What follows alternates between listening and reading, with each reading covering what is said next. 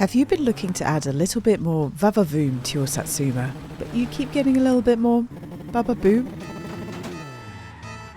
Well, look no further than this video, because today I'm going to teach you how to properly install the NOS kit so that you can zoom off into the distance. The N2O kit is something that can be purchased from the parts catalogue for 5,145 marker. It comes with a bottle holder, a nitrous oxide bottle, button panel and a set of injectors. To install NOS, you will also need to use the racing carburetor, which costs 7,250 marker. This can be bought from the parts catalogue and is the only carb compatible with the NOS kit. Firstly, I'm going to show you how to install the various parts. We will later have to retune the engine, so please do not start the car and turn on the NOS until we have finished installing and tuning everything. The bottle holder and bottle. These go in the boot of the car. The bottle holder itself attaches first and is secured with the 7mm bolt. Once this is secure, the bottle just clips in. Next, the button. This just clips on right here onto the dashboard and doesn't need securing. Lastly, we're going to swap out our regular carb for the racing one, if we haven't already, using our 8mm wrench. And then on top of that, we're going to add our injector kit.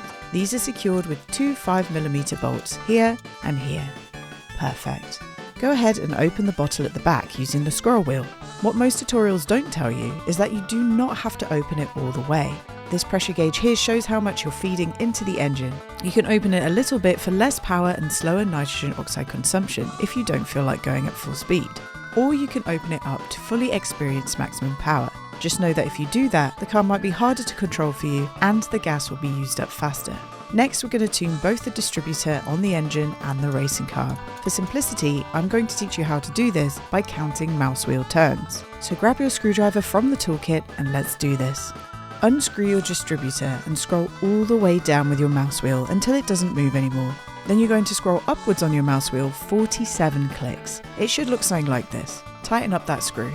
Next, we're going to tune the carb. There are 4 screws to deal with here. For each of the screws, firstly scroll up 60 clicks. This is going to make sure they're at the maximum position no matter what the tune was before.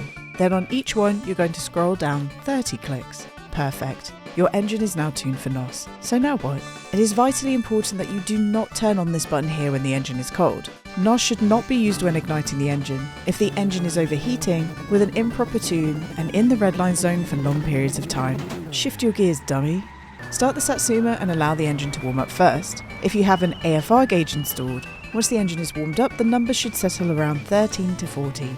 Now we get to test the NOS. If this is your first time and you're not very confident, I suggest trying it out at the airfield landing strip here on the map. You can drive here without using the NOS as long as you resist the temptation to flick this button on. We're here, engine's warm, let's give this a go.